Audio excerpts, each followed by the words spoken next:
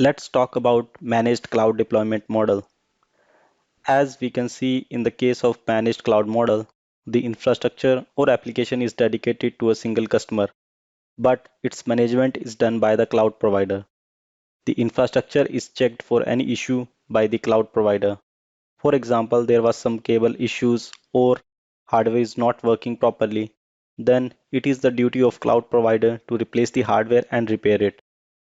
In the managed cloud, the update cycle is totally controlled by customer. Only customer can decide whether they wants to update or not. The customer will decide the time of update according to their availability. As the infrastructure is dedicated to single customer, the customer can modify the system and its configuration. The customer has full control of system. Now the question comes, why would a company go for managed cloud?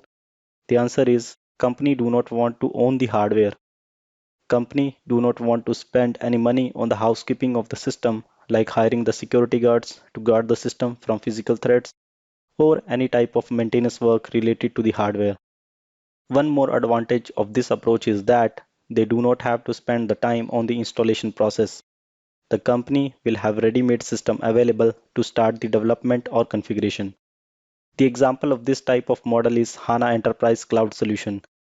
SAP HANA Enterprise Cloud is a managed private cloud hosting service for SAP HANA and its related applications. SAP provides the infrastructure and managed SAP HANA Enterprise Cloud services. The cloud service hosts SAP Business Suite software, which includes SAP HANA custom and out-of-the-box applications, SAP NetWeaver Business Warehouse software on a single instance of the SAP HANA in-memory database platform. This move was made to offer customers an easier, more comprehensive way to deploy SAP HANA compared to on-premise HANA deployments.